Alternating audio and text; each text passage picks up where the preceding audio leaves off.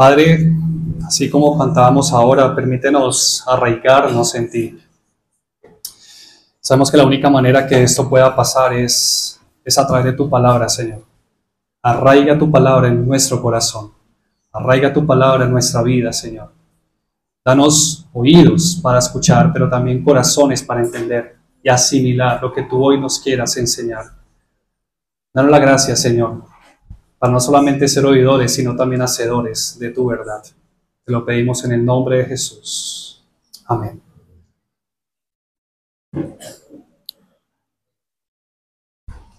¿Estamos listos?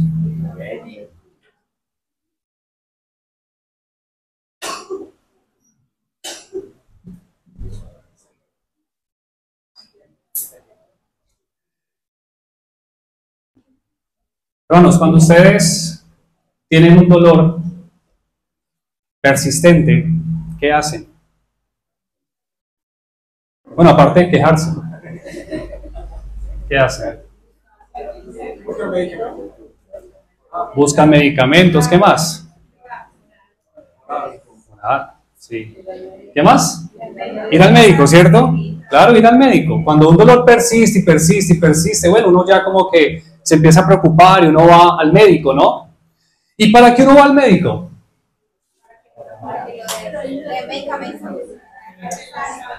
Bueno, para que le den un medicamento, pero ¿para qué más? Muy bien, uno va del médico porque el médico le manda a uno a hacer unos exámenes y esos exámenes le muestran a uno, le revelan a uno la causa del dolor. ¿Qué estamos diciendo con esto? Que el dolor, un dolor persistente en nuestro cuerpo es porque algo pasa, ¿o no? Es porque algo está pasando. Eso no se dio así por así, es porque algo está pasando en nuestro cuerpo. Por eso se hacen los respectivos exámenes y esos exámenes nos dan el diagnóstico del por qué estamos sufriendo ese dolor. Ahora, cuando ya no es un dolor físico, sino que nos empieza a doler el alma o el corazón, ¿qué hacemos? ¿Por casualidad en algún momento les ha dolido el corazón? Pero no estoy hablando del corazón físico, no, estoy hablando del alma. ¿Les ha dolido el alma en algún momento? ¿Sí? ¿Qué hacen ustedes cuando empiezan a sentir ese dolor del alma? ¿Qué hacen? ¿Ustedes qué hacen? Llorar y orar. Está bien, qué espirituales, está muy bien, orar. ¿Qué más hacen? No hacen nada más. Uno hace muchas cosas. Ok, bueno, uno hace muchas cosas. Pero ¿por qué inicio con esta ilustración? Porque, hermanos, miren, así como un dolor físico está manifestando que ocurre algo en nuestro cuerpo, generalmente el dolor del alma, el dolor del corazón, que creo que todos aquí hemos experimentado en algún momento, o tal vez usted hoy lo está experimentando, viene por alguna causa, viene por alguna razón. Uno no se entristece así por así. ¿Por qué estás triste? No, pues no sé, estoy triste, pero no sé. Bueno, no pasa regularmente. Generalmente hay una causa o una razón que nos lleva a la tristeza, a la melancolía, al desánimo, al desaliento y aún a la depresión. Entonces, hace 8 días hablamos acerca de las causas que nos pueden llevar a una tristeza prolongada que puede terminar en depresión. ¿Se acuerdan? ¿Sí? ¿Cuáles son los síntomas de la depresión? Bueno, hay muchos síntomas y como les decía hace 8 días, yo no pretendo abarcar todo ese término porque es bastante amplio, pero me quiero detener en esos aspectos, en esos síntomas de la depresión que son una tristeza prolongada, un desánimo prolongado, un desaliento que se extiende en el tiempo y aún llegamos a perder la esperanza, es decir, es como una falta de esperanza, uno ya lo ve todo negro, todo gris, uno ya no tiene sentido el vivir y empieza uno a considerar el querer morir. Esos son características o síntomas de la depresión. Entonces, hace 8 días estábamos evaluando ¿cuáles son las causas que nos pueden llevar a la depresión? Que son muchas, pero tomamos algunas. No sé si lo recuerdan, que puede ser la comparación, que da lugar a la envidia, los deseos que no se cumplen, las expectativas que no se cumplen, ¿sí? ¿Qué más? La autoconmiseración, los pecados ocultos, los valores trastornados de esta vida, las ansiedades, las preocupaciones, el estrés laboral, las cargas emocionales, bueno, todo ese tipo de cosas pueden generar en nosotros depresión. Ahora, hace 8 días conocimos las causas. Hoy lo que vamos a hacer es cómo lidiamos con cada una de esas causas. Y recuerden que estamos cantando en la segunda canción, Por encima del sol. Y esta serie se titula algo de manera muy parecida como cantamos, Viviendo a la luz de la eternidad. Es decir, ¿cómo podemos asimilar o lidiar con estas situaciones a la luz de la palabra, a la luz de la eternidad? Y no siendo más, mis hermanos, bueno, y déjenme agregarles algo. Recuerden que el tema de la depresión es un tema que yo podría considerarle como un tabú en el cristianismo actual. Lo decíamos también. Muchos cristianos ven la depresión como algo pecaminoso, como algo supremamente de la carne, como que si alguien o algún cristiano está deprimido, como que lo miran raro, lo miran como un bicho raro, ¿no? Y muchas veces esto hace que cristianos que están pasando por situaciones duras, difíciles, lleguen a la iglesia y le preguntan, mi hermano, ¿cómo estás? No, bendecido y en victoria. Eso es lo que respondemos. ¿Y por qué tenemos que responder así? No, porque si decimos que estamos tristes nos van a mirar raro. ¿Estás triste, hermano? ¿Cómo así? No, tiene que estar en gozo, tiene que estar en alegría, tiene que estar en victoria. ¿No pasa o no pasa? Pasa así en muchas congregaciones. O peor, si tú dices que estás deprimido, venga, lo meten a un cuarto y empiezan a hacer guerra espiritual y aún hasta liberación. Eso es un demonio. Usted está endemoniado. ¿De qué sacar ese demonio de depresión? Bueno, pero yo en la Biblia veo otra cosa. Y yo en la Biblia veo hombres y mujeres de Dios que experimentaron momentos de depresión. Y creo que uno de los más conocidos fue del profeta Elías. Elías, o sea, nadie aquí puede poner en tela de juicio que Elías era un hombre de Dios, que era un profeta de Dios. Eso nadie lo puede poner en tela de juicio. Y aún así, siendo un hombre de Dios, que tenía comunicación directa con Dios, tuvo un episodio de depresión. ¿Por qué? Porque en algún momento de su vida se quiso morir. Y le dijo al Señor, Señor, quítame la vida. Quítame la vida. Este hombre pasó por depresión y no estaba endemoniado. No estaba endemoniado. Entonces, mire, es una lástima, de verdad, cómo se hace tanto daño a las personas cuando no se tiene una concepción bíblica de los diferentes tipos de aspectos humanos o emociones o sentimientos que todos como seres humanos tenemos. Qué triste cuando se sataniza una emoción, un sentimiento humano que puede ser parte de la normalidad.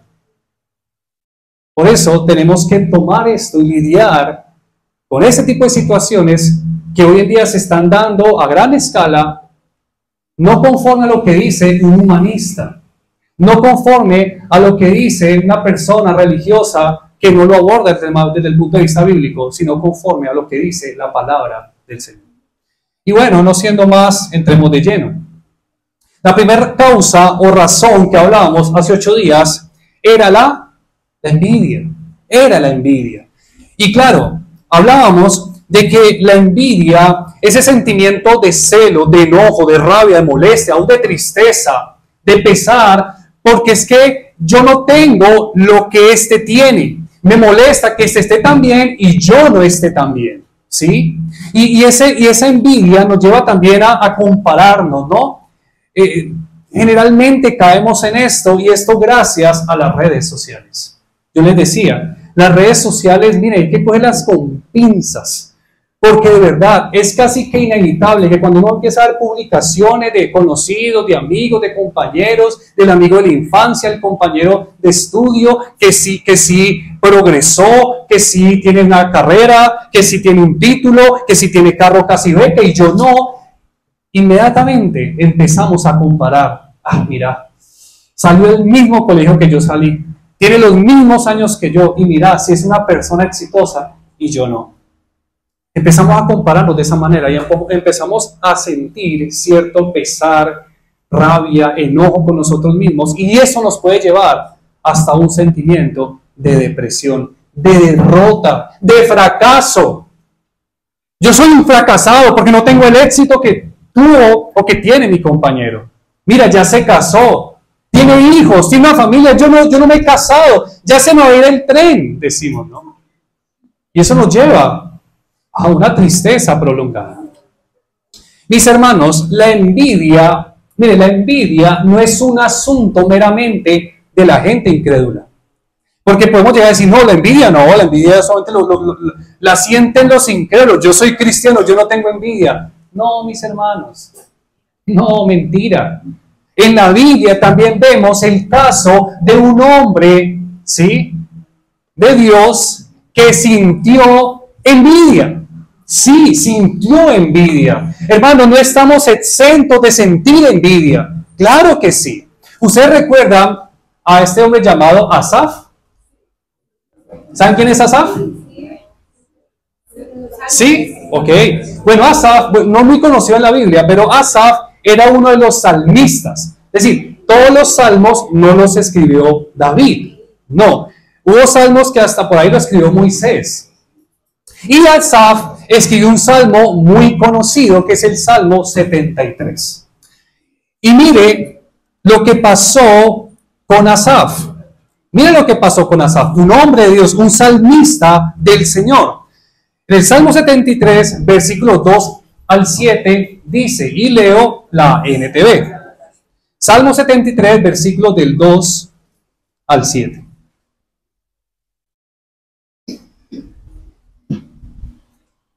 Pero en cuanto a mí, casi perdí el equilibrio, mis pies resbalaron y estuve a punto de caer.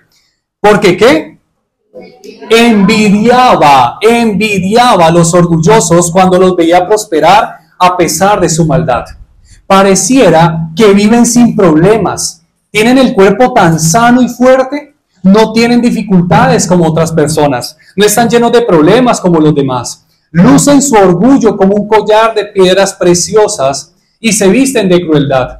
Estos gordos ricachones tienen todo lo que su corazón desea. ¿Qué estaba ocurriendo con Asaf? Bueno, que él empezó a observar que los incrédulos al parecer tenían vidas muy prósperas, al parecer tenían vidas muy relajadas, sin problemas, sin enfermedades, sin tristezas.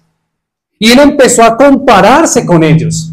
Él empezó a compararse, bueno, si usted lee todo el contexto, él empezó a compararse y decir, bueno, esta gente que no tiene temor de Dios, esta gente que no obedece a Dios, esta gente que rechaza a Dios, al parecer todo le va tan bien, y yo, que sí soy un hombre de Dios, y yo, que sí obedezco a Dios, y yo, que sí amo a Dios, ¿por qué tantos problemas? Creo que este tipo de comparación no es ajena a nosotros. No lo es. Creo que en algún momento nosotros, siendo cristianos, miramos por allá amigos o a compañeros o a vecinos incrédulos que tenían una vida de maravilla, disfrutándola, pasándola bueno, y nosotros llenos de problemas, de aflicciones, llenos de crisis, ¿no? Y empezamos a pensar, pero ¿cómo es posible que esta persona, siendo un incrédulo, siendo un impío, siendo un hijo del diablo, tenga una mejor vida que yo? ¿La ha pasado o no? Y yo, Señor, yo que te estoy obedeciendo, Señor, mira, yo que me levanto a las 3 de la mañana a hacer mi devocional, hasta las 8 de la mañana, Señor, de rodillas, hasta tengo callo ya. Señor, pero mira, yo que doy mis ofrendas fielmente, Yo que tengo que aguantarme a esos hermanitos difíciles en la iglesia. Y mire mi vida, salgo de un problema para meterme en 2, 3 más. Mire, que yo porque estoy soportando tantos problemas y crisis y aflicciones, y yo soy cristiano y este impío no, y le va mejor que a mí. Mis hermanos, aparentemente eso nos puede llevar a ese tipo de crisis, ¿no? De tristeza, de enojo, de sentirnos frustrados, fracasados y lo demás. Pero miren, recordemos que tenemos que ver la vida no desde el plano humano o terrenal, sino desde el plano de la eternidad. Hermanos, no olviden la condición en la que se encuentran los impíos.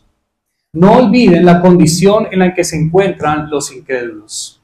Porque Asaf, ahí mismo en ese salmo más adelante, lo entendió. Vamos al versículo 17 al 19. Versículo 17 al 19. Sigue diciendo: entonces entré en tu santuario, oh Dios. Y mira el punto aquí. Antes de entrar al santuario, es decir, antes de que él buscara a Dios, él veía la vida de una manera. Pero cuando entró al santuario a buscar a Dios, empezó a ver la vida de otra manera, a la manera de Dios. Y dice, y por fin entendí. Es que él antes no entendía. Y eso es lo que nos pasa a nosotros. Muchas veces no entendemos. Y por fin entendí el destino de los perversos. En verdad, los pones en un camino resbaladizo y haces que se deslicen por el precipicio hacia su ruina. Al instante quedan, ¿qué? Destruidos, totalmente consumidos por los terrores. Eso es ver la vida desde la óptica de la eternidad. Mis hermanos, sí, aparentemente, nosotros vemos a las personas que la están pasando muy bien. Aparentemente vemos a los incrédulos, a los impíos, que la están pasando de lo lindo, que están gozando la vida. Pero mis hermanos, ¿en qué condición se encuentran ellos espiritualmente? ¿En qué condición están ellos delante de Dios? Ellos están al borde de morir y de irse por toda la eternidad a una condenación eterna, a un infierno eterno, aunque tengan carro, casa y beca. No mires lo externo, no mires la cáscara, no mires lo que solamente puedes ver externamente a tus ojos. Mira más allá y date cuenta que estas personas están en una condición miserable. Cualquier cosa que los lleve a la muerte, se van a perder, se van a condenar. Están, como dice Efesios 2, sin Dios y sin esperanza en este mundo. Tú puedes que no tengas carro, no tengas casa, no tengas beca, esté lleno de problemas, de situaciones duras, pero ¿sabes algo? Tienes a Dios por lo menos. O sea, tienes todo. Tienes todo. Recuerden la fórmula. Jesús más nada igual todo. Todo menos Jesús igual nada. Hermanos, ellos pueden tener todo lo que este mundo ofrezca, pero no tienen al Señor, no tienen a Dios, no tienen la esperanza de la vida eterna. Y ustedes saben cuán temporal es este mundo. Entonces, cuando nosotros entendemos la situación de los impíos, que aunque pueden tener mucho dinero, que aunque pueden tener una vida aparentemente sin problemas, ellos no tienen la esperanza que nosotros tenemos. Ellos no tienen a un Dios, al Dios que nosotros tenemos, y que nos ayuda, y que nos levanta, y que nos consuela, y que nos bendice, aún en medio de nuestras aflicciones. Ellos no tienen nada de eso. Ellos no tienen nada de eso. Sí, mire, cuando ellos están en problemas, ¿a quién acuden? Pues tienen que acudir al licor, a las drogas, tienen que acudir a todos estos escapes, pero no pueden acudir a Dios porque no tienen a Dios, no lo tienen. Miremos esta situación desde el punto de vista de la eternidad. Y si antes los envidiábamos, si usted antes envidiaba a su vecino, a su compañero, simplemente porque él tiene más y usted menos, ahora, cuando usted lo vea desde el punto de vista de la eternidad, usted se da cuenta que no es digno de envidia, es digno de compasión. Es digno de compasión. Porque sí puede tenerlo todo, aparentemente, pero le falta todo. Le falta todo. Porque no tiene al Señor. Y eso fue lo que entendió Asaf. Ahora, también podemos envidiar a otros creyentes. Ojo, no solamente podemos envidiar a incrédulos, también podemos envidiar a otros creyentes.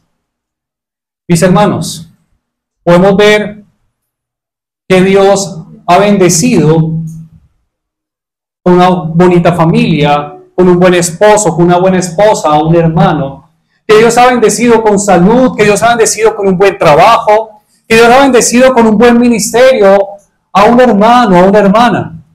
Y eso nos puede llevar también a padecer este tipo de problemas emocionales. Porque nos comparamos, la comparación siempre está ahí. Pero Señor, ¿cómo es posible que este hermano tenga esto sabiendo que yo te sirvo más? Yo te sirvo más, Señor. Mira, yo soy más fiel en la iglesia, yo sirvo más. Yo oro más que él, yo lo sé, yo leo más Biblia que él. ¿Por qué estoy mal y él está mejor que yo? Y empezamos a sentir envidia de esa manera. ¿Por qué mi hermana consiguió esposo y yo no lo he conseguido? ¿Por qué esta hermana o ese hermano, por qué pueden tener hijos y yo he intentado tener hijos 20 años y no me los has dado, Señor? Y empezamos a compararnos y aún a protestar contra Dios.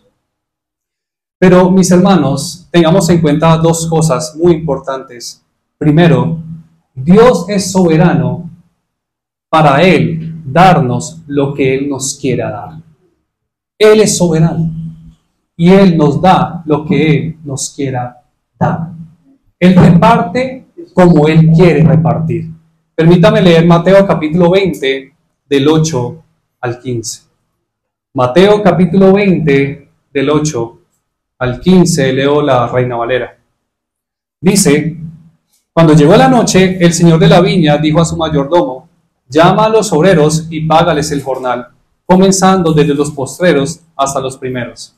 Y al venir los que habían ido cerca a la hora 11, recibieron cada uno un denario. Al venir también los primeros, pensaron que habían de recibir más, pero también ellos recibieron cada uno un denario. Y al recibirlo, mire, murmuraban contra el padre de familia, diciendo: estos postreros han trabajado una sola hora y los has hecho iguales a nosotros, que hemos soportado la carga y el calor del día.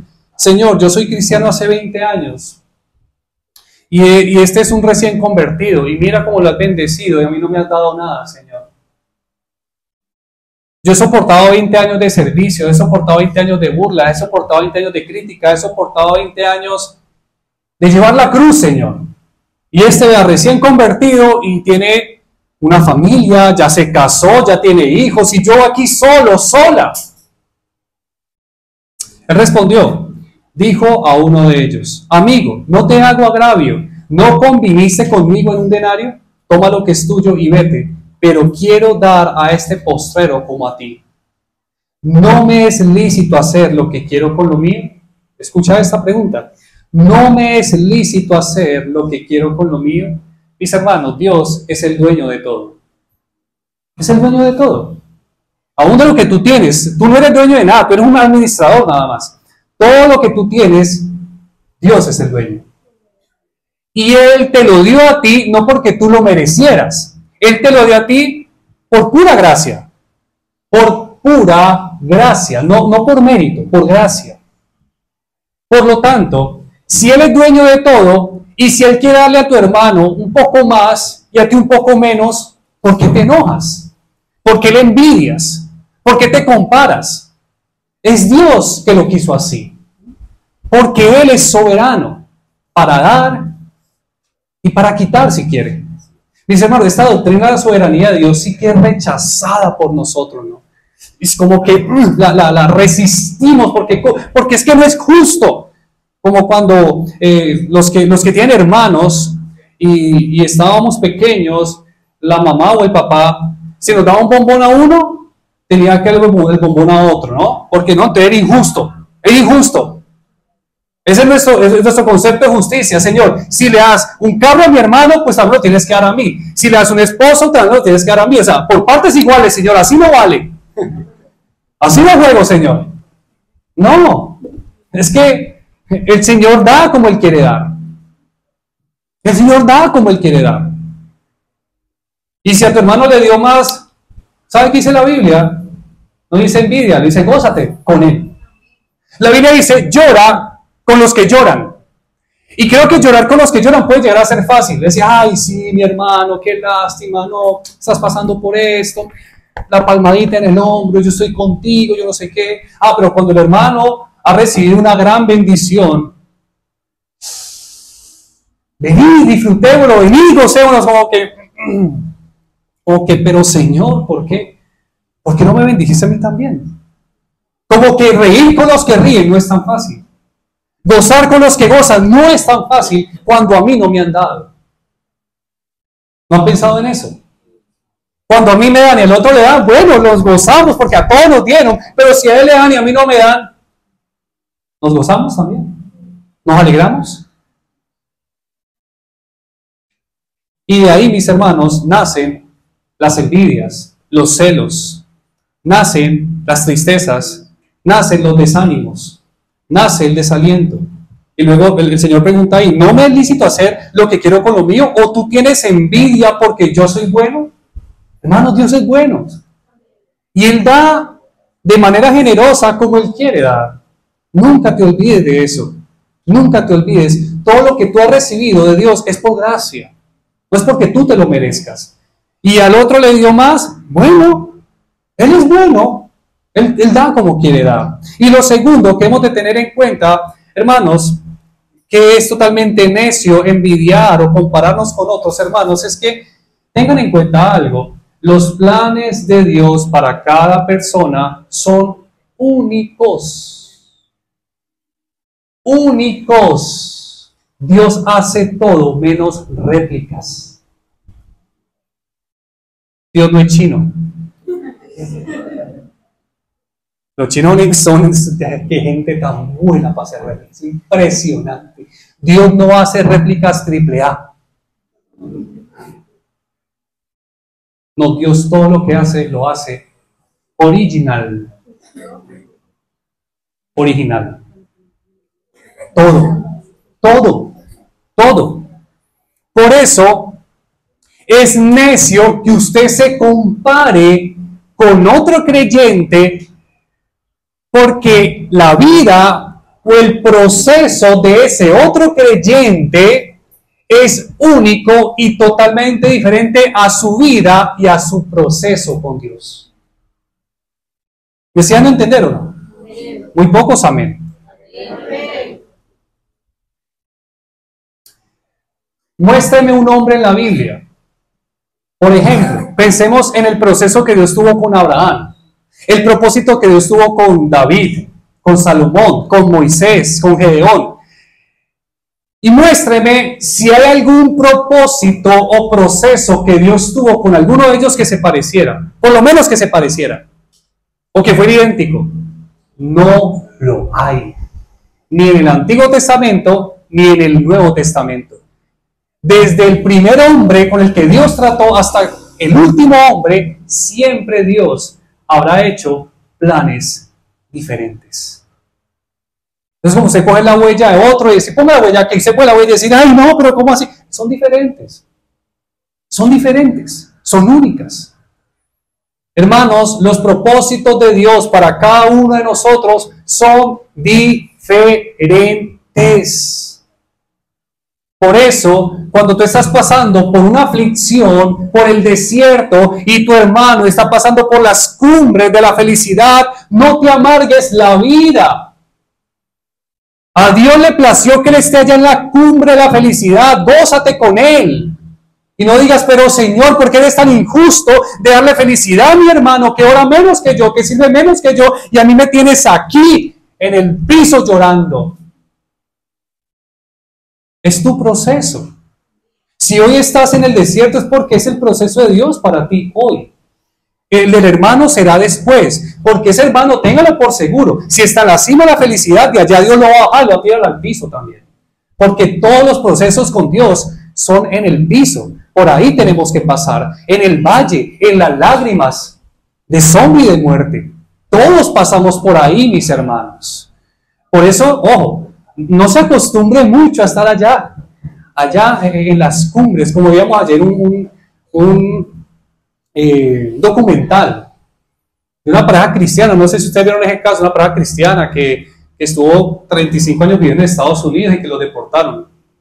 Bueno, ese documental está por ahí por los informantes.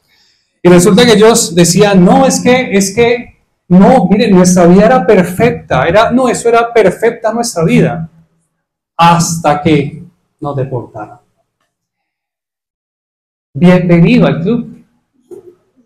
Mis hermanos, es que de verdad, nosotros pensar que por ser cristianos todo va a ser perfecto, es raro. O sea, usted empiece a preocuparse cuando pase mucho tiempo sin aflicción. Empiece a preocuparse porque, venga, ¿cómo así? Eso está muy raro.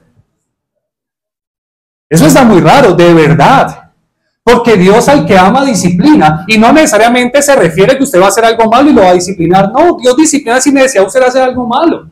Es más, alguien decía por ahí, no recuerdo el autor, siempre me olvido, pero que Dios a sus hijos más amados es a los que más disciplina, a los que más aflicciones le hace pasar. ¿Saben por qué? Porque las aflicciones nos hacen mucho bien.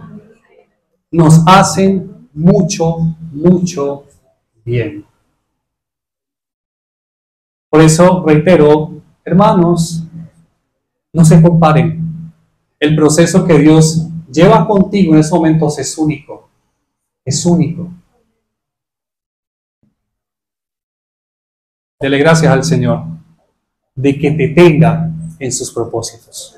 Aunque estos sean duros, aunque estos sean difíciles, aunque estos sean dolorosos. Pero ¿qué importa? Estoy en las manos de Dios. Y no estoy perdido en el mundo.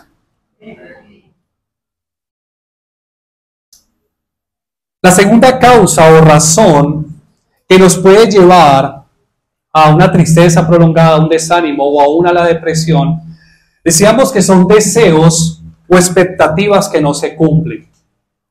Todos aquí tenemos deseos, ¿cierto? ¿Sí?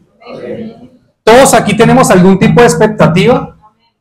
Creo que todos, ¿no? Tenemos expectativas de nuestros cónyuges, tenemos expectativas de nuestros hijos, tenemos expectativas de nuestro trabajo, de nuestro jefe, de nuestra iglesia. Tenemos expectativas de todo. Ahora, cuando nosotros tenemos esos deseos, esas expectativas, y resulta que pasa el tiempo y no se cumplen, ¿cómo nos ponemos? ¿Cómo nos ponemos?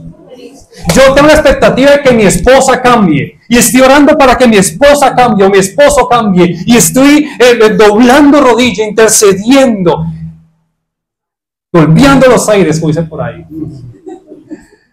Y pasa el tiempo y ese personaje, en vez de mejorar, empeora. ¿Cómo nos sentimos? Y yo estoy orando para que el Señor me haga esto y no pasa y como que las cosas empeoran. ¿Cómo nos sentimos?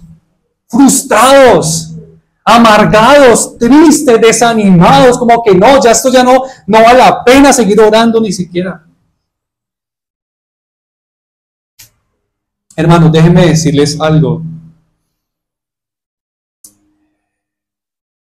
Nosotros debemos de ser muy conscientes que no todos nuestros deseos y no todas nuestras expectativas se van a cumplir. Permítanme decirlo otra vez para que lo asimilen. Hermanos, no todos nuestros deseos, no todas nuestras expectativas se van a cumplir. Interiorice eso. de verdad. Por su bien, interiorice. Y usted puede decir, ah, no, pero esos son los deseos de la carne, los deseos mundanos, y esos deseos superficiales que yo sé que tal vez no se cumplan, pero es que yo tengo deseos muy nobles. Mis deseos son muy espirituales, son muy nobles. Aún, por más nobles que sean sus deseos, muchos de ellos no se van a cumplir. Un ejemplo de ello, ¿se acuerdan lo que David deseaba? ¿Se acuerdan? David deseaba construir el templo, un templo al Señor. Decía, pues ¿cómo es posible el Señor ahí morando en una tienda de campaña? No, vamos a construir un templo digno de Él, ¿no? ¿Un deseo noble o no? Claro que sí. Pero ese deseo no le cumplió. No se le cumplió el deseo a David, a pesar de que era un deseo noble. Otro ejemplo es que Pablo estaba padeciendo un aguijón en su carne. ¿Alguien sabe qué era ese aguijón en la carne que Pablo padecía? Para que me diga, porque yo no sé. La Biblia no lo dice. ¿Qué era? Bueno, muchos especulan que una enfermedad de los ojos, que las persecuciones, que el sufrimiento, bueno, tantas cosas. El caso es que Pablo la estaba pasando mal con ese aguijón en la carne. La estaba pasando mal. Y la estaba pasando tan mal que él oró. ¿Se acuerdan? Y oró una vez y no le quitó el aguijón al Señor. Va a redoblar mi oración y oró 2 veces y tampoco se le quitó. Y volvió a orar 3 veces. ¿Y adivinen qué? Sonó el grillo. No hubo respuesta. Bueno, sí hubo respuesta, pero no como él quería. Es decir, la oración de era, Señor, quítame este aguijón, no lo soporto más, no lo aguanto más. Y dice, 2 Corintios 12, 8 dice, respecto a lo cual 3 veces no dice orado, nuestras oraciones al Señor, yo te pido, por favor, me des esto. No, yo he rogado, el ruego con fuerza, yo he rogado al Señor que lo quite de mí. Y me ha dicho, bástate mi gracia. Mis hermanos, la expectativa de Pablo era que él quitara su aguijón. Pero Dios no le quitó el aguijón. Entonces, mis hermanos, sean muy conscientes de esto, que no todo por lo que usted ore, Dios se lo va a dar. No todo por lo que usted ore, Dios se lo va a conceder. Por eso, ¿qué hacemos acá? ¿Es malo entonces tener deseos o tener expectativas? No, no está mal. Siga teniendo sus deseos, siga teniendo sus expectativas, no está mal. Es más, no está mal que usted ore al Señor y le diga, Señor, yo deseo esto. Mira, estos son mis anhelos, estos son mis sueños, estas son mis expectativas. No está mal que usted lo haga, pero recuerde que al final de esa oración usted pueda decir, pero que no se haga mi voluntad, sino la tuya. Mis hermanos, cuando nosotros no estamos abiertos a eso, vamos a sufrir mucho. Vamos a sufrir mucho. Cuando nosotros nos empecinamos a que es que eso tiene que llegar, es que yo lo deseo y yo lo quiero y eso tiene que llegar, como cuando usted le quita un juguete a un niño y se hace berrinche y me lo das y me lo das. Y por eso son esas falsas enseñanzas de que yo arrebato y arrebato lo que es mío. Le quito al diablo lo que me ha quitado. No. Y que no acepte un no como respuesta. Alguien decía por ahí, no, ¿cómo así? Nosotros no somos Dios. Él es Dios y Él es el soberano. Por lo tanto, oramos, Señor, mira, yo quiero esto, yo deseo esto, yo anhelo esto. Pero al final, haz tu voluntad. Recuerden, hermanos, estamos en un proceso, estamos en un propósito. Y en ese proceso y en ese propósito, el que marca la pausa, el que marca el compás, no eres tú, es Dios. Y si Dios ve que lo que tú estás pidiendo no aporta a ese propósito, pues no te lo va a dar. No te lo va a dar.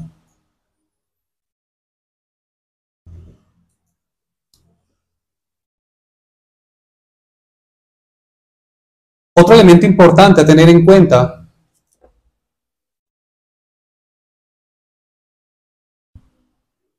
y es que no permitan que sus deseos o sus expectativas futuras te lleve a no aceptar tu realidad actual y termines amargado y triste y desanimado y deprimido. Es decir, deseamos tanto algo, deseamos que ocurra algo, anhelamos tanto que ocurra algo en nuestras vidas que empezamos a amargarnos por nuestra propia realidad. Es decir, como que no vivo hasta que eso llegue, no vivo hasta que eso se dé. Me amargo la vida porque es que eso tiene que llegar y ahí sí tengo vida, ahí sí tengo gozo, ahí sí tengo salud, ahí sí tengo paz. No, mis hermanos. Escúchenme, miren, nosotros tenemos que aprender. Otra palabra estoy utilizando. Tenemos que aprender porque no nacimos aprendidos en ese aspecto. Tenemos que aprender a aceptar nuestra realidad. Y otra vez lo voy a decir. Tenemos que aprender a aceptar nuestra realidad. Y eso incluye tu pasado e incluye tu presente. ¿Y por qué le digo que incluye su pasado? Porque creo que muchos aún están hoy, amargados por lo que le pasó hace 5, 10, 15, 20 años. ¿Por qué, Señor, me pasó esto a mí? ¿Cuándo? ¿Ayer, anteayer, hace 15? No, hace 20 años. No hace 10, no hace... Hermanos, yo quiero ratificar una vez más esta verdad. Nosotros tenemos que aprender a aceptar nuestra realidad, incluyendo pasado y presente. Miren, muchas personas hoy en día están aferradísimas al pasado, pero súper aferradas al pasado. Y se sienten totalmente fracasadas por lo que ocurrió en su pasado. Y están súper aferradas a eso. Y no avanzan, como que no avanzan, como que no, como dice coloquialmente, no pasan la página. No pasan que hablen la página del pasado, ahí la tienen intacta en su cuaderno, que siempre que lo abren, ahí está, pasado. No viven el presente por estar en el pasado. Y viven llenos de amarguras, de resentimientos, de quejas, de dolores, de angustias, de tristezas y aún deprimidos. Pero mis hermanos, yo les hago una pregunta. ¿Ustedes creen en la providencia de Dios? ¿Saben qué es la providencia de Dios? Bueno, la providencia de Dios es sencillamente el control absoluto. Mire, no parcial, no incompleto, no. Es el control absoluto que Dios tiene de todas las cosas. ¿Lo cree o no? Y eso es importantísimo, porque si usted no cree que Dios tiene el control absoluto de todas las cosas, pues déjeme decirle que Dios no sería Dios. Hermano, miren, Dios controla hasta la partícula más pequeña en este universo. No sé si sea el átomo. Me corrí. Más pequeño que el átomo hay. ¿Sí? Bueno, lo más pequeño del átomo. La partícula más pequeña del universo. no se le escapa al control de Dios. No se le escapa. Ahora, si Dios tiene control, como dice por allá Mateo, de unos pajarillos ahí que caen al suelo y Él sabe cuándo caen, Él sabe cuándo mueren, tiene control de simples pajarillos, no va a tener el control de nuestra vida, que vale más que esos pajarillos. Claro que sí. Claro que sí. Entonces, cuando usted empieza a pensarlo de esa manera, a cavilarlo de esa manera, a meditarlo de esa manera, bueno, Dios tiene el control. Y no solamente tiene control en mi presente, no, en mi pasado. Es más, tuvo control de ti aun cuando eras un impío. En tus caminos de impío, en tus caminos de incrédulo, ahí estaba Dios controlando todo eso. A Dios no se le escapa nada, mis hermanos. Ni tu vida impía pasada. Entonces, cuando usted empieza a pensar así, usted como que empieza a meditar como que venga, o sea, yo estoy como que perdiendo el tiempo en amargarme en odiar a aquellas personas que afectaron mi pasado, porque miren, si esta persona no me hubiera hecho esto, yo no estuviera así, si mi papá no hubiera abandonado, si mi mamá no hubiera dejado, yo estuviera así, si esta persona, mi cónyuge que me dejó, que me traicionó, no me hubiera hecho eso, yo no estuviera así. Cuando usted empieza a meditar en la providencia del Señor, usted va a empezar a ver su pasado y aún su presente como parte de los eslabones de la cadena que Dios está entretejiendo en tu vida. Y permítame darles una ilustración que es maravillosa, que nos muestra en la Biblia con la vida de José. ¿Recuerdan a José? Bueno, leamos Génesis 50, 20 al 22, y creo que no me va a alcanzar el tiempo para desarrollar todo el tema.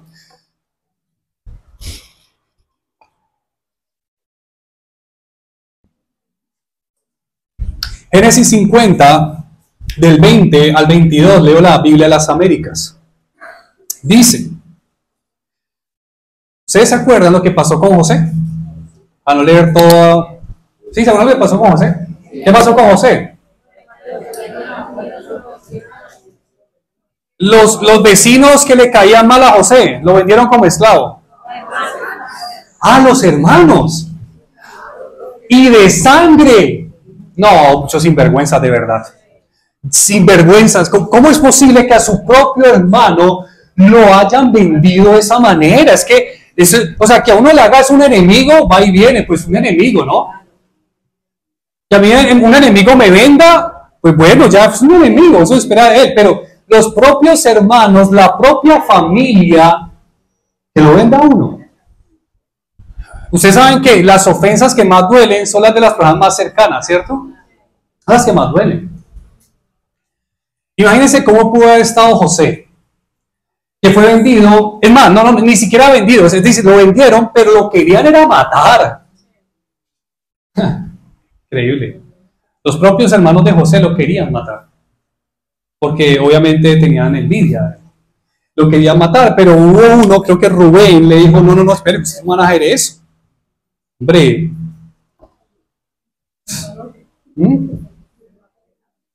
No, por lo menos vendamos al muchacho, pues, por lo menos. No dan algún peso por este muchacho. Y lo vendieron como esclavo. Si usted a un hermano, a usted le hace eso, ¿usted qué haría? Bueno, yo creo que uno de verdad, uno tendría que luchar mucho con sentimientos de odio, de rencor, ¿no? Mira lo que pasó. Cuando José, a pesar de ser vendido como esclavo, y Dios lo colocó al ser segundo del faraón, una posición de autoridad muy, muy, muy grande, él se volvió a encontrar con sus hermanos, ¿sabían? Y saben, cuando él se volvió a encontrar con sus hermanos, tenía todo el poder para decir, vea, llévense esta partida de sinvergüenzas, y los llevan todos a la horca, o los decapitan, o los matan. Aquí llega mi oportunidad para vengarme. Eso fue lo que hizo José, ¿cierto? No. José tenía todo el poder para vengarse de ellos. Pero ¿saben qué hizo? Les dijo, cuando los vio. Y los hermanos estaban temerosos, ¿se acuerdan? Y hasta rollo, no, por favor, no, vamos a ser tus esclavos, por favor, sabían.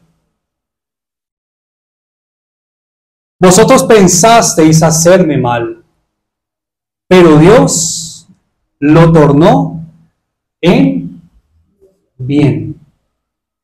Y mira el para ahí, el para significa propósito. El para significa propósito. Tú debes de tener en cuenta algo. Todo el mal que te hacen a ti, Dios siempre lo torna para bien, para algo. Para algo. Y en este caso, para que sucediera como vemos hoy y se preservara la vida de mucha gente. Miren lo que es ver las ofensas, miren cómo es ver las traiciones, mira cómo es ver los dolores, mira cómo es ver el sufrimiento desde la óptica de Dios y no desde la óptica humana. Cuando tú ves los sufrimientos y las traiciones y las ofensas y todo el mal que te han hecho desde la óptica de hombre, tú te vas a llenar de resentimiento y vas a decir, miren, yo estoy aquí como estoy porque esto me lo hicieron. ¡No! Tú crees que tu destino depende de lo que te hace otro simple mortal. ¿Tú crees eso? Si tú crees eso, es porque no has entendido la soberanía del Señor. No, tú estás aquí y estás donde estás porque así Dios lo ha querido. Es más, hasta tus propias malas decisiones estaban bajo el control de Dios. Hasta tus propias malas decisiones. Porque tal vez nos laceramos con eso. No, es que yo la embarré, mire, yo decidí esto, yo me metí en un embrollo, en un problema por mis malas decisiones, por mi mala cabeza. Aún así, cuando tú le has entregado tu vida al Señor, el Señor aún controla tus malas decisiones. Y eso, con esto enseñando que usted, bueno, si es así, entonces no, pues no pensemos en nada, sin mente de frente, no, ¿qué va? No, tampoco. Sí. No, sí, aclaro, porque, entonces si no controla la misma decisión, no, pues hagámosle, metamos cualquier problema que ahí va a estar yo, no. Obviamente el Señor nos da la facultad de tener sabiduría, de discernir y todo para tomar buenas decisiones, pero a veces nos equivocamos o no. Pues somos humanos, cristianos, pero humanos, y tomamos malas decisiones. Tal vez usted vio a esa muchacha muy bonita, muy espiritual, o a ese hombre que parecía ser casi que el corazón de David, conforme al de Dios, y se veía muy, porque es que así, hermano, hoy en día tanta apariencia que hay, y muchos se visten de ovejas, pero son lobos. Y yo me enamoré de esa muchacha espiritual y ese hombre piadoso y no sé qué, y me casé y ¡pum! Puede pasar. Señor, ¿por qué no me guardaste, Señor? Pero yo te oré, Señor, que si sea tu voluntad, ¿y por qué no mostraste que eres un sinvergüenza?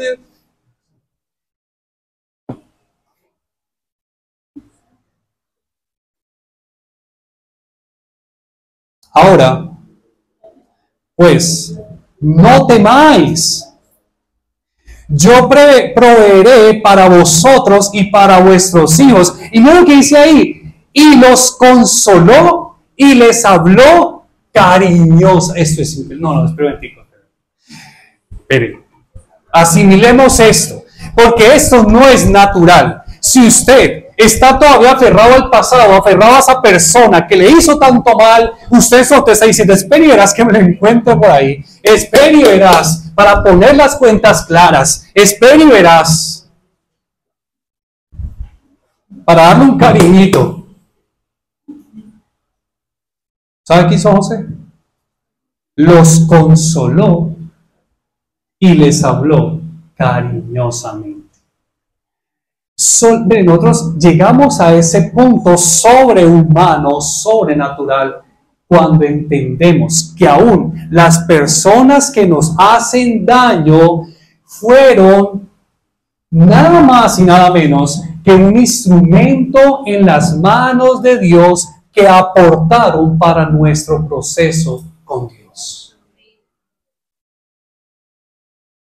Es eso. Es eso. Hasta el diablo es un instrumento en las manos de Dios para llevar a cabo sus propósitos. Simón, Satanás os ha pedido para zarandearos como a trigo.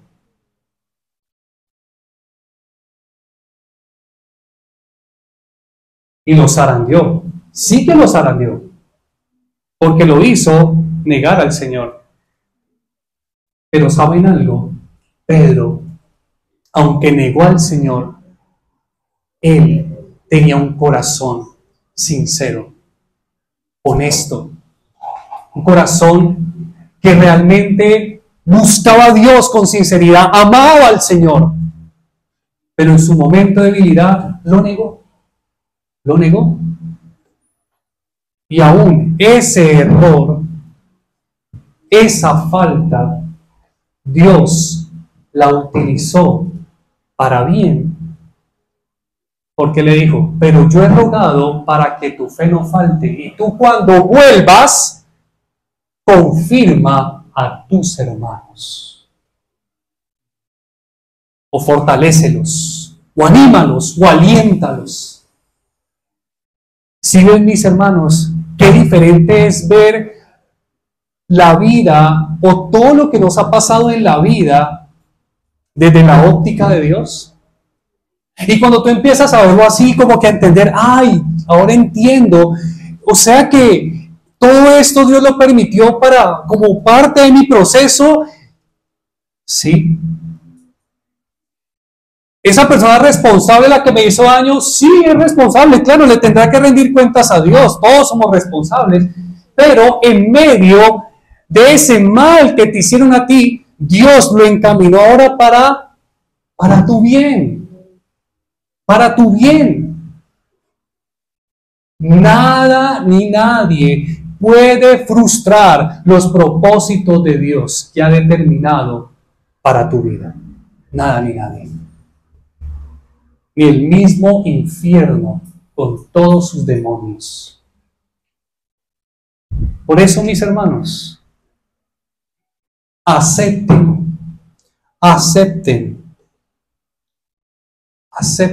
la realidad actual. Acepten su pasado. Acéptenlo.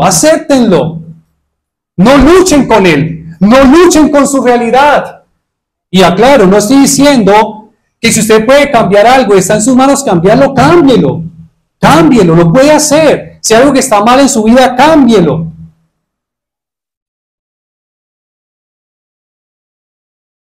Pero si hay algo que usted definitivamente no puede hacer, que se le sale de las manos, pues esa es mi realidad. Y ya Dios sabrá qué hace con eso. Aprenda a aceptar la realidad actual de su vida. Lo que no tienes es porque Dios así no lo quiere.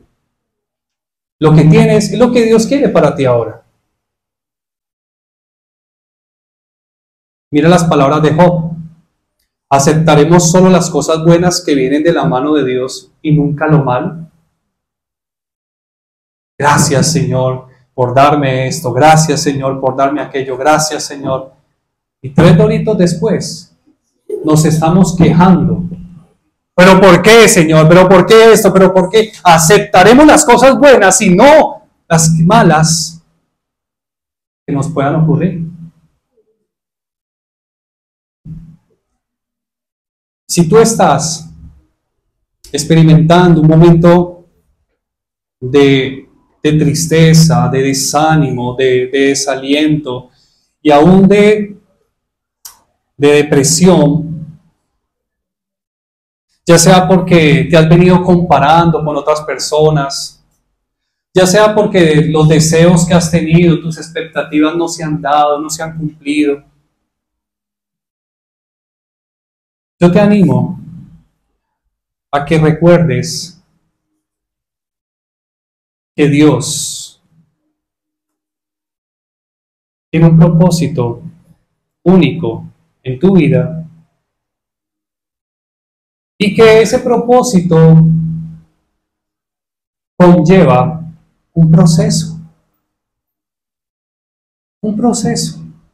y que Dios va a utilizar a muchos instrumentos, aún personas cercanas a ti, que tal vez te van a hacer daño, que tal vez te van a dejar, que tal vez te van a traicionar, que Dios va a permitir que tu cuerpo contraiga alguna enfermedad, y que Dios va a permitir que tal vez te despidan de tu trabajo, y que Dios va a permitir que tal vez quiebres, y que Dios va a permitir que tal vez esos seres que tú tanto amabas partan de este mundo. Y que Dios, esa oración que tanto has hecho, nunca llegue. Tal vez eso va a pasar. ¿Qué tenemos que hacer? Acepta tu realidad. Aprende a convivir con tu realidad. Aprende a convivir con tu realidad. No protestes más. No protestes más. No te hagas más daño. No te hagas más daño. Solamente arrójate en las manos del Señor y dile: Señor, ¿sabes? Ya no voy a insistir a hacerlo a mi manera.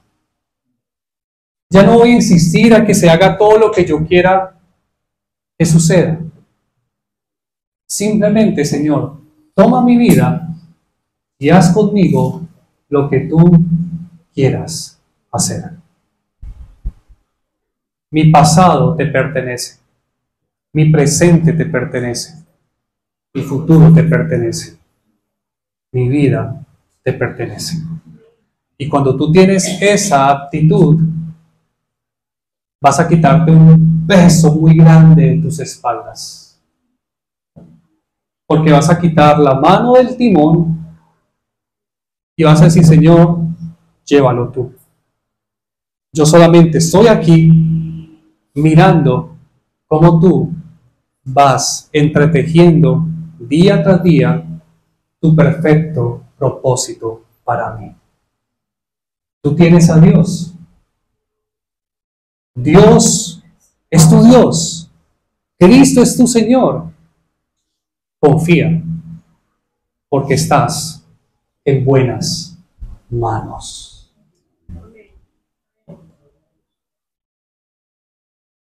Si Cristo es tu Señor,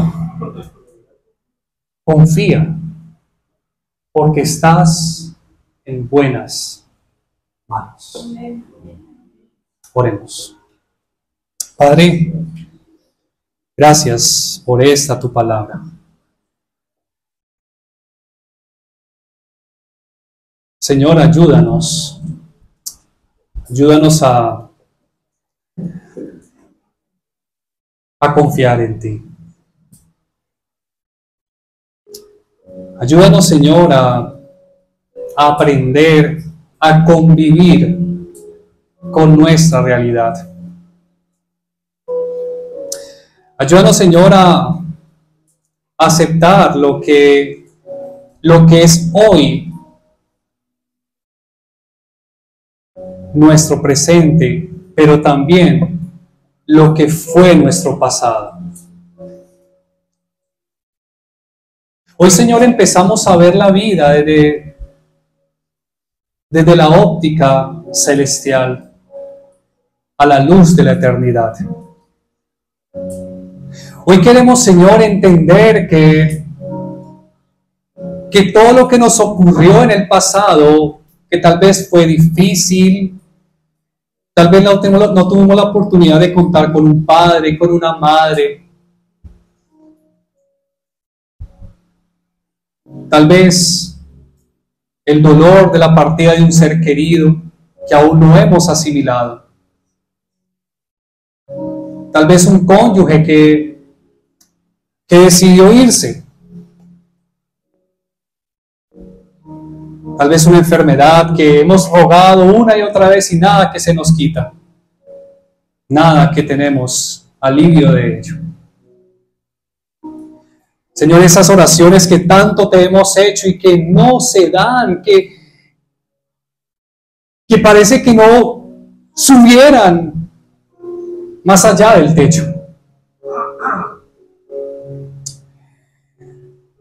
Señor, todo esto nos puede haber llevado a una profunda tristeza, a desanimarnos, a desalentarnos y aún a deprimirnos y hasta querernos morir, porque no aceptamos nuestro pasado, porque no aceptamos ser abandonados, porque no aceptamos haber sido traicionados, porque no aceptamos haber sido dejados por un padre, una madre, porque no aceptamos haber sido lastimados por un ser querido. No lo aceptamos y luchamos con eso. Y tal vez en nuestro presente estamos protestando ante la realidad actual. Protestamos contra este dolor que tenemos. Protestamos contra esta circunstancia desfavorable. Protestamos contra esta tristeza que surge de mi frustración, de mi fracaso, de no tener lo que tal vez muchos tienen a mi edad.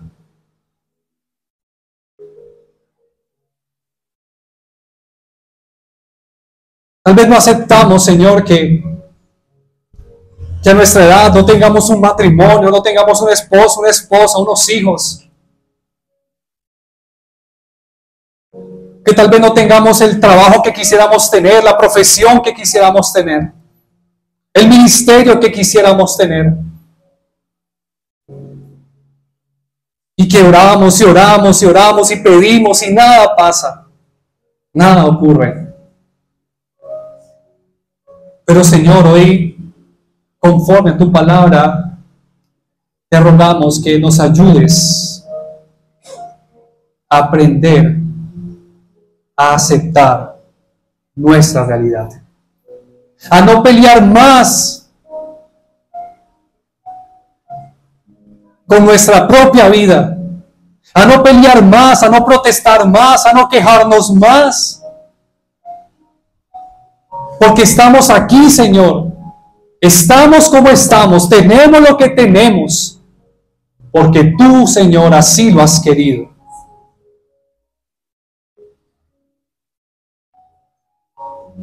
¿Vamos a aceptar lo bueno de ti y no lo malo? Gracias, Señor. Gracias te damos por todas aquellas personas que en el pasado nos hicieron daño. Gracias, gracias por ese padre, por esa madre, por esos hermanos, por esos primos, familiares que nos hicieron daño. Gracias. Gracias por ese cónyuge que se fue, por ese cónyuge que nos abandonó, por ese cónyuge que nos traicionó. Gracias, Señor. Gracias. Gracias, Padre, por todas esas puertas que no se abrieron, por todas esas puertas que se mantuvieron cerradas. Gracias por aquellos que nos dañaron, que nos lastimaron, que nos relegaron, que nos hicieron a un lado. Gracias. Gracias, Señor. Gracias por esa enfermedad que aún nos tiene tan limitados. Gracias. Gracias. Gracias, Señor, porque no he obtenido ese éxito que quisiera tener, ese empleo que quisiera tener, esa familia que quisiera tener, ese matrimonio, esos hijos. Gracias. Gracias, Señor. Y eso puede sonar muy raro, muy raro. Porque antes, en vez de darte gracias, nos quejábamos. Pero hoy te damos gracias. Hoy te damos gracias. Tú eres bueno, Señor. Nunca más dudaré de tu bondad. Nunca más dudaré de tu misericordia, Señor. Porque en algún momento lo hice. Porque en algún momento donde estaba en tinieblas, en dolor, en aflicción, en sufrimiento, dudé si tú me amabas. Pero hoy me doy cuenta cuánto me amas. Porque lo demostraste en la cruz. En la cruz me demostraste que me amabas y me sigues amando. Porque nada ni nadie me ha separado de tu amor. Aunque pasé todo esto, aunque viví todo esto, nada me ha separado de tu gran amor. Y si nada lo ha separado es porque tú me tienes en tus manos, Señor. En tus manos estoy. En tus preciosas manos. Por eso bendecimos a todos aquellos que nos han hecho daño. Los bendecimos. Bendícelos, Señor. Bendícelos a nuestros ofensores. Bendice a nuestros enemigos. Bendice a aquellos que nos dejaron. Bendice a aquellos que nos rechazaron. Bendice a aquellos que nos dañaron. Bendícelos, Señor. Ten misericordia de ellos. Y yo hoy, Señor, saldré de este lugar con gozo y alegría. Tal vez mis situaciones siguen igual. Tal vez nadie podrá borrar mi pasado. Pero salgo con gozo porque sé, Señor, que hoy estoy en tus manos.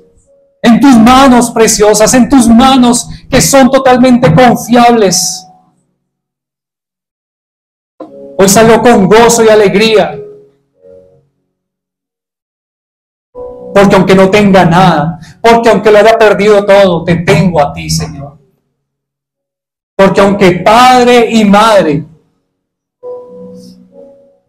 porque aunque cónyuge, porque aunque hermanos, primos, tíos, abuelos, amigos, me dejaren, con todo esto, tú me recogerás.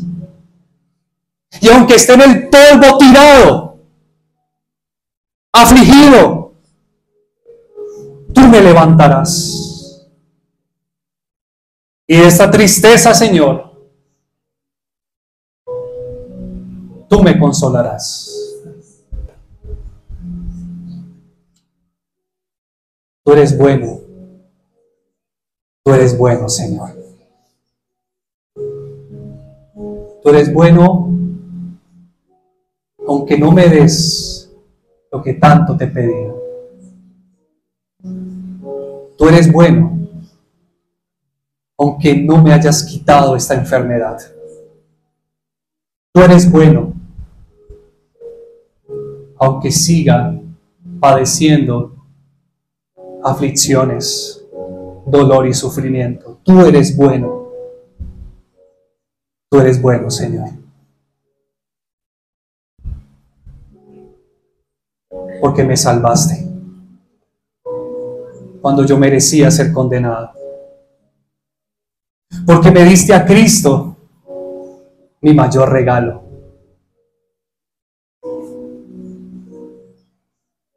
Porque nunca me has dejado. Porque nunca me has desamparado.